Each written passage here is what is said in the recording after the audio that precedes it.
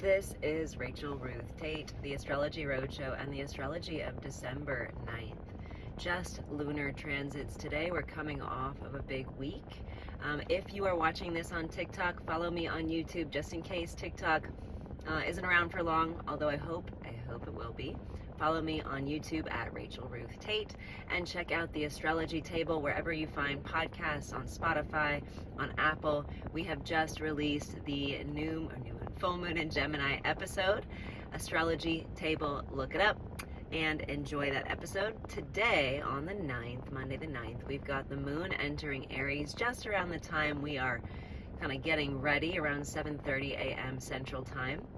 Moon in Aries gives us some vim, some verve, some get up and go. This is our cardinal fire sign ruled by Mars and represented by the Ram, and it is the first sign, so it's got impetus, it's got initiative. And despite the fact that we've got a very slow Mercury in the sky, retrograde, very slow Mars in the sky, retrograde, the moon, and so our bodies, our internal environment is going to be ready to get up and go, albeit there might not be somewhere to go. So the moon enters Aries, and as it does, it will immediately sextile Pluto in Aquarius. I like the moon sextile Pluto, access to some sort of initiation or some sort of realization or some sort of transcendence of previously held fear, right? So some sort of transcendence of apprehension or anxiety. So I love that. We have a chance to overcome that and to move forward. And then the moon will sextile Venus. The moon will square Venus in Capricorn, and it will, Rachel was right. Mercury is retrograde. The moon will not square Venus in Capricorn. The moon will sextile Venus just departing from Pluto, where she conjoined, in Aquarius. It will conjoin the North Node, and it will oppose the South Node. And so I like this too. It's kind of like, after you do something that you were afraid of, and you're like, I did that. I feel so accomplished. I'm awesome. I'm not going to be afraid of it anymore. That is this moon sextile.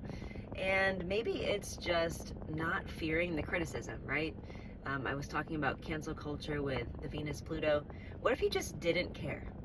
What if you, honest to goodness, and I know sometimes we're like, I don't care, but you can't force the internal environment into that state of confidence and poise and belief, and, you can't fake that.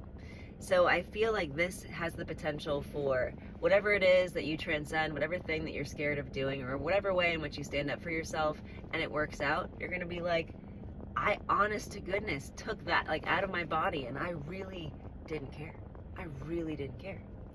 So there's that. And then the moon conjoining the North Node, that's like you moving somewhere with a purpose. There's something that we are going, doing, acting upon. And like I said, we might actually not be going anywhere. This might be like a mental, emotional, spiritual thing specifically, where you're like, I feel called, I hear my calling, and for some reason I can't go because I have to be at work or I have to take the kids. But I know what I want, I know where I'm headed, I just might not be able to go this minute. And opposite the South Node, it's like leaving the baggage at the door, right? Being able to actually put stuff down and be like, you know what? To my earlier point, I really don't care. I really am not going to carry this anymore. It's heavy, so I'm over it. I'm past it. Those opinions, that fear is, I'm done with it.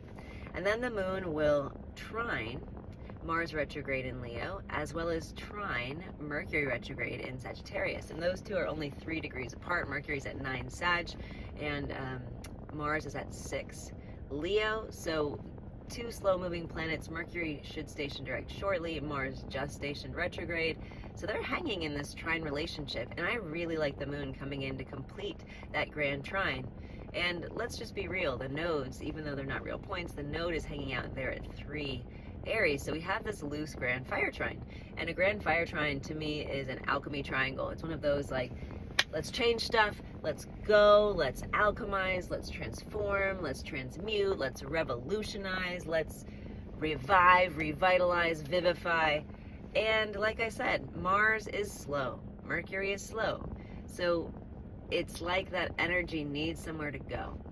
So if there's an outlet you have, maybe a creative outlet, maybe a movement-oriented outlet, or maybe some sort of activity that you feel really excited about, let yourself feel that calling, hear that calling, respond.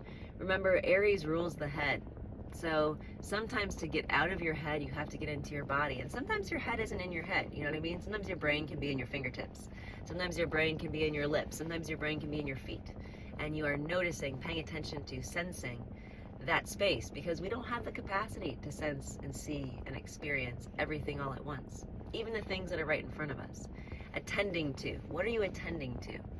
So just notice where your attention goes, where your energy is flowing, and what that means for your trajectory. Happy Monday.